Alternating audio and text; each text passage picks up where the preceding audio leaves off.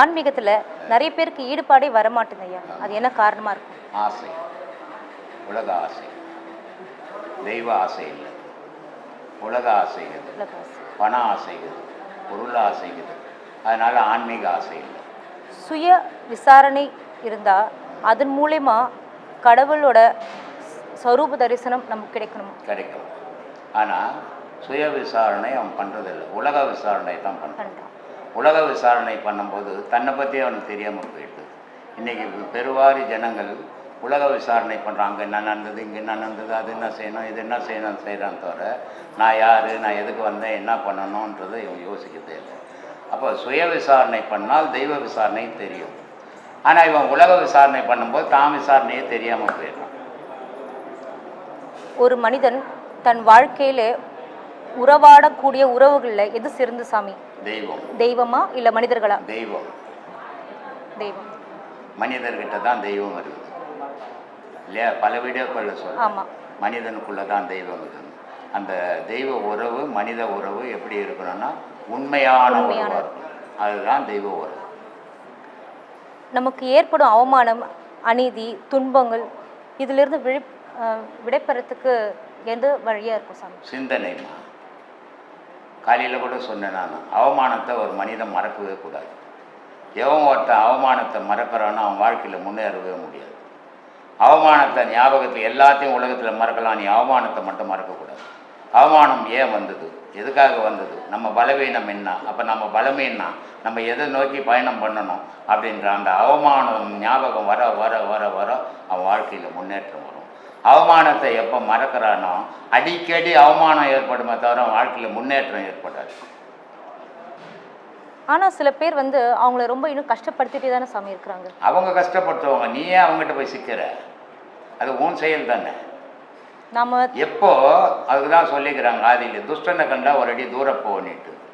அவங்க அசிங்கப்படுத்துகிறாங்கன்னு தெரியுது, அப்போ நீ அவங்கள விட்டு விலகி அவங்கள அசிங்கப்படுத்துகிற கூட ஆகிடணும், அவங்கள அசிங்கப்படுத்தணுன்ற நினைவை நீ வளர்த்துக்க கூடாது. அவங்க கிட்ட இருந்து அசிங்கப்படாமல் வாழணும். அது எப்படி, இந்த மாதிரி அசிங்கப்படுத்தினாங்களே, அவமானப்படுத்தினாங்களே அப்படின்றத சிந்திச்சு சிந்திச்சு நீ அவங்களோட உயரும் போது அவங்க அசிங்கப்படுத்துறதை நிறுத்திடுவாங்க. ஏன்னா ஒரு மனிதன் யாரை போய் அசிங்கப்படுத்துகிறான், உயர்ந்தவனை அசிங்கப்படுத்த முடியுமா? அவனை விட தாழ்ந்தவனை தான் அசிங்கப்படுத்துவான். அப்போது தாழ்ந்தவன் அசிங்கப்படும் போது அந்த அசிங்கப்படுத்தனை விட இவன் உயரும் போது அவன் அசிங்கப்படுத்துறவன் நின்றுடுவான். அதனால தான் சொல்கிறது, அவமானம் ஞாபகத்திலேயே வச்சுக்கோ, அவமானத்தை ஒவ்வொரு இடத்துலையும் நிறுத்திப்பார், அவமானத்தை ஒவ்வொரு இடத்துலையும் சிந்திச்சுப்பார். அந்த அவமானம் எதனால் நடந்தது, நீ அவனை விட தாழ்ந்திருக்கதால் அவமானம் வந்து நீ அவனை விட உயர முயற்சி பண்ணு, அந்த முயற்சி உன்னை வெற்றி அடைய வைக்கும், அவமானத்திலிருந்து வெளியேற்றணும் வரும்னு சொல்கிறது. அப்புறம் அப்படி இருக்கவங்க நம்ம விலகி இருக்கிறது நமக்கு நல்லது. நீ திரும்பி திரும்பி அவங்களாண்டி போய் ஒரு நாய் வெறி பிடிச்ச நாய் கடிக்க போகுது, அதுக்கிட்ட கல்லை தடிச்சு தொத்திட்டு தூரம் வந்துடணுமே தவிர அதுக்கிட்ட உறவாடினா திருப்பி திருப்பி கட்சிக்கின்னு தான் இருக்கும். அந்த மாதிரி அவமானப்படுத்துகிறவங்க கூட நீ உறவு வச்சுக்க கூடாது. அது யாராவன்னா இருக்கட்டும், விலகி நிற்கிறது தான் உனக்கு நல்லது. ஐயா, நீங்கள் ஒரு வீடியோவில் கூட சொல்லியிருக்கீங்க, ஒரு பாம்பு கதை சொல்லியிருக்கீங்க, அது உன்னை கடிக்க உன்னை காப்பாற்றுறதுக்காக நீ சீரெல்லாம் சொல்லியிருக்கீங்க. ஆமாம், சரிங்களா? அப்படி இருக்கும்போது ஒரு சூழ்நிலையில் நமக்கு தற்காப்புக்காக நம்ம சீர்றது தப்பு. சீர்றது தப்பு இல்லை, ஆனால் அதை அடிக்கிறது தப்பு. நீ ஒன்றுத்துக்கும் உதவாத நீ படுத்துக்கின்னு சீராமல் படுத்துக்கினா நீ உதவாத பொருள் உன் மேலே கழுத்துக்கு போட்டுருவாங்க. அதனால நீ சீரித்தான் ஆகணும், சீர்னா தான் உன்னை நீ காப்பாற்றிக்க முடியும். அதனால சீர்றது தப்பு இல்லை, ஆனால் அடுத்தவங்களை கடிக்கிறது தப்பு. அதே நேரத்தில் அடுத்தவங்க நீ உன் மேலே கல் போடுற மாதிரி நீ சும்மா இருக்கிறதும் தப்பு. ஐயா, இளமையிலே ஆன்மீகம் தேடல் சரிதான், ஆனால் அது கூட சில பேர் வராமல் இருக்க வர முடியாதும்மா. ஏன்னா தாய் தகப்பனே ஆன்மீகத்தில் போவ அனுமதிக்கிறது இல்லை பிள்ளைங்களை. என் பிள்ளை இன்ஜினியர் ஆகணும், வக்கீல் ஆகணும், ஜட்ஜி ஆகணும், மந்திரி ஆகணும் தானே வளர்க்குறாங்க. ஆன்மீகவாதி ஆகணும்னு எந்த தாய் தகப்பனாலும் வளர்க்குறாங்களா? அப்படியே தப்பி தவறி அந்த பிள்ளைங்க வந்தாலும் அந்த தாய் தகப்பன் விடுறதில்லை. என்கிட்ட ஒரு பையன் வந்தான், சினிமா டைரக்டர், அவன் திருமங்கலத்துலேருந்து வந்தான். அவன் சொல்கிறான், வருத்தப்படுறான் என்கிட்ட, நான் ஆன்மீகத்தில் போகணுன்னு எவ்வளோ முயற்சி பண்ணி வீட்டுக்கு தெரியாத வரும் சாமி. எங்கள் அம்மா சொல்கிறாங்க, இதெல்லாம் தேவையில்லை, போய் பணம் சம்பாதிட்டா சினிமா துறைக்கு போடான்னு சொல்கிறாங்க. அப்போது அந்த தாய் தகப்பனே ஆன்மீகத்தில் போகாமல் தடுக்கிற எத்தனையோ தாய் தகப்பனுங்க இருக்கிற காலத்தில் எங்கே ஆன்மீகம் வளரும்? நிலையற்ற சந்தோஷம் நிலையில்லா சந்தோஷம் அப்படின்னு எதை சாமி நம்ம உணரலாம்? ரெண்டுமே ஒரு பொருள் தானம்மா நீ சொன்னது. நிலையான சந்தோஷம் நிலையற்ற சந்தோஷம்னு கேட்கணும். நீ அப்படி கேட்கலையே. எப்படி கேட்ட? என்ன எழுதிக்கிற பாரு. நிலையற்ற சந்தோஷம் நிலையான சந்தோஷம். நிலையற்ற சந்தோஷம் நிலையான சந்தோஷம். நிலையற்ற சந்தோஷம் எங்கே கிடைக்கும்? ஊர் ஃபுல்லாக கிடைக்கும். நிலையான சந்தோஷம் எங்கே கிடைக்கும்? பிள்ளைங்க கிட்ட கிடைக்கும், கணவங்கிட்ட கிடைக்கும், தாய் தப்பங்கிட்ட கிடைக்கும், கடவுள்கிட்ட கிடைக்கும். ஆனால் கணவங்கிட்ட கூட சில நேரத்தில் சந்தோஷம் இல்லாத மனைவி ஆகிடுவான். பிள்ளைங்க கிட்ட கூட சந்தோஷம் இல்லாத சில நேரத்தில் தாய் தப்பம் ஆகிடுவான். ஆனால் கடவுள்கிட்ட எப்பவுமே சந்தோஷமாக இருக்கலாமா? அதுதான் நிலையான சந்தோஷம் உலகத்திலே. ஆன்மீகத்தை செல்றவங்க குடும்பத்தை பற்றி கவலையில் இருந்து எப்படி சமயம் மீள்றது? ஆன்மீகத்தில் இருக்கிறவங்க குடும்பத்தை பற்றி கவலையில் இருந்து எப்படி மீள்வது? புரியலையம்மா நீ கேட்கறது. ஆன்மீகத்தில் இருப்பவர்கள் குடும்பத்தை பற்றி கவலையில் இருந்து எப்படி நம்ம கடவுளே இருந்தானாக்கா நம்ம குடும்பத்தை விட்டுடுவோமோ அப்படின்ற ஒரு சிந்தனை. ஏன் உனக்கு அந்த சந்தேகம்? எவனாலுமே முடியாதுமா அது. சில பேர் இப்பெல்லாம் என்ன நினச்சின்னு இருக்கிறாங்கன்னா, இந்த ஆன்மீகத்துக்குள்ளே போனால் அவருக்கு குடும்பத்தை விட்டுடுவார், காட்டுக்கு போடுவார், அவர் சாமியார் ஆகிடுவார் அப்படின்லாம் நினச்சின்னு இருக்கிறாங்க. இதெல்லாம் நடக்காத காரியம். இதெல்லாம் சும்மா கற்பனை. ஏன்னு சொல்கிறேன்னா, நீ வீட்டை விட்டு வெளியேறணும்னு உன் விதி இருந்துச்சுன்னு சொன்னால் ஆன்மீகம்ன்ற ஒரு விஷயமே தேவை கிடையாது. தானாகவே வீட்டை விட்டு ஓடிடுவேன். அதனால் ஆன்மீகம் அதுக்கு ஒரு தடையே கிடையாது. ஆன்மீகத்தில் இருந்து இல்லறத்தில் இருந்துக்கினே துறவரத்தை நாடணும். அதுதான் ஏதோ ஒரு பிறவியில் உனக்கு அது முழுமை பெறும். நீ ஆன்மீகத்தில் போன உடனே நீ ஞானி ஆக முடியாது. அதெல்லாம் ஒரு கற்பனையில் ஒன்றா ஆகலாம், நிஜத்தில் வர முடியாது. நான் இமயமலைக்கு போயிருந்தேன். அங்கே நிறைய ஒரு 500 பேர் இருக்கிறாங்க. நான் நினச்சேன் இவங்கெல்லாம் ஒரு பெரிய ஆன்மீகத்தில் போகிறாங்க போலகுதுன்னு நினச்சேன்.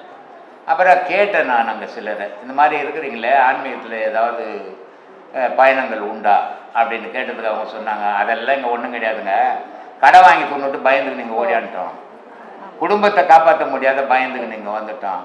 இங்கே வந்து டைரக்டர் செத்துட்டாரு, டைரக்ட் நடிகர் அவங்க அம்மா செத்து போயிட்டாங்க, அவங்களுக்கு பிறந்த நாள்னு சோறு வருது வண்டியில், நாங்கள் வாங்கி சாப்பிட்டு நிம்மதியாகிறோம். டூரிஸ்ட் வராங்க, அவங்க 5-10 கூட செலவு வச்சுக்கிறோன்றோம். அந்த மாதிரி தான் ஓடுவாங்களே தவிர இறைவனை தேடி எவனாலையும் ஓட முடியாது. அது சும்மா ஒரு கற்பனை கதை. ஐயா, கடவுள் அருள் என்பது என்ன ஐயா? சந்தோஷமா இருக்க வைக்கிறது, எந்த நேரத்திலும் துக்கம் இல்லாத இருக்கிறது, எப்பவுமே பேரொழியில் நிற்கிறது கடவுளுடைய அருள். இறந்து போன பிறகு ஆன்மா வெளியே வந்து பிறகு அது கடவுளோட உறவாடுமா? ஆடாது. உலகத்தோடு தான் உறவாடும். அடுத்த உடலை தேடிக்கினே இருக்கும். இப்போ நீ ஒரு வீட்டில் கொடுத்தோன்னே இருக்கிற, அந்த வீட்டுக்காரர் காலி பண்ண சொல்லிட்டாங்க, ரொம்ப நாளாக இருக்கிற அந்த வீட்டில் காலி பண்ண சொன்னா நீ என்ன பண்ணுவ? வேற வீடு தான் பார்ப்ப. வேற வீடு பார்ப்பல. அதே தான் பண்ணிடுது ஆன்மா. இந்த உடலுன்ற வீட்டை விட்ட உடனே வேற வீடு தேடிங்குது. கடவுளுக்கு இதுக்கு சம்மந்தமே. ஏன்னா அது இந்த உடலுக்குள்ளே இருக்கும்போது கடவுளை தேடி இருந்தது தானே. அதான் தேடுறதே கிடையாது. பணத்தையே தேய்ச்சி, ஊரையே தேய்ச்சி, ஊட்டையே தேய்ச்சி, அதே தான் இப்போவும் செத்த பிறகும் தேடும். அப்படி கடவுளோட தொடர்பு கிடைக்கிற அளவுக்கு நம்ம அந்த பாதையில் போனால் மட்டும்தான் கடவுளோட உறவாட. அது நினைவு தானமா செயல். நீ எதை நினைவை வளர்க்குறியோ அந்த நினைவு செயலாக போகுது. உலக நினைவை வளர்க்கும் போது உலகத்தோட உறவாட போகிற. உலக விஷயத்தை விட்டுட்டு கடவுளோட நினைவோடு வாழும்போது கடவுளோட போகிற. உன் நினைவு தான்மா செயலுக்கு அடிப்படை. துன்பம் வரும்போதெல்லாம் இதெல்லாம் என் தலைவிதின்னு நினைக்கிறோம். அது ஏன் அந்த மாதிரி சொல்கிறாங்க? ஆமாம். எப்பப்போ நீ முட்டாள் ஆகுறியோ அப்போல்லாம் தலைவிதி வந்து நிற்கும். எப்பப்பெல்லாம் நீ புத்திசாலி ஆகுறோ அப்போல்லாம் அறிவு வந்து நிற்கும். இது மனுஷனுடைய இயலாமை மாதிரி. அந்த துன்பம் ஏன் வந்து நம்ம செய்த தவறு என்னான்னு யோசிக்கவே மாட்டான். வீதி மேலே போயிடுவான், இல்லை கடவுள் மேலே போயிடுவான்.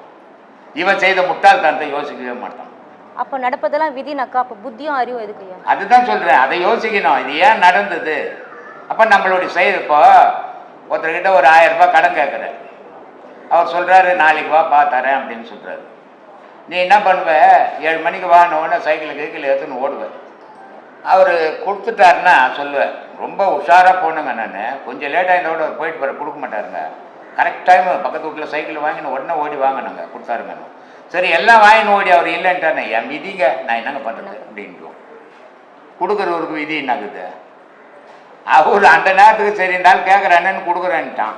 வீட்டுக்கு போனவொடனே யோசிச்சான், இவன் கொடுத்தா திருப்பி கொடுப்பான கொடுக்க மாட்டான், நான் என்னால் கொடுக்க வேணான்னு நினச்சிட்டான். அவ்வளோதான் வித்தியாசம். இங்கே எங்கே விதிக்கு வேலை இருக்குது. கண்டதை விதின்னு எடுத்துக்கு தெரியக்கூடாது. இது மூடத்தனம்னு அர்த்தம். உன்னையும் மீறி நடக்கிறது தான் விதி, நீ செய்யறதெல்லாம் விதி இல்லை.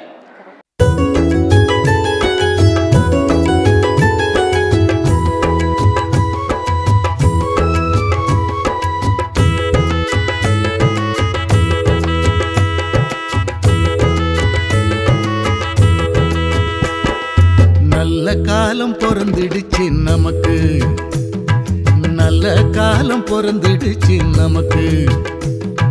பிரம்மஸ்ரீயாம் நித்யானந்த பெருமானின் ஆசியாலே, பிரம்மஸ்ரீயாம் நித்யானந்த பெருமானின் ஆசியாலே நல்ல காலம் பொறந்திடுச்சு நமக்கு, நல்ல காலம் பொறந்திடுச்சு நமக்கு.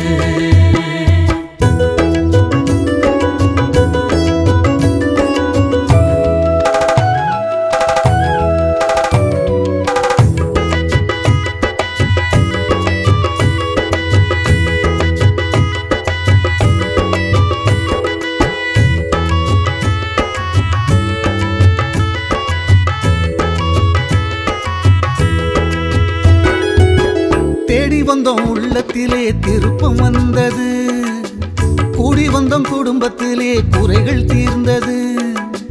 தேடி வந்தோம் உள்ளத்திலே திருப்பம் வந்தது, கூடி வந்தோம் குடும்பத்திலே குறைகள் தீர்ந்தது.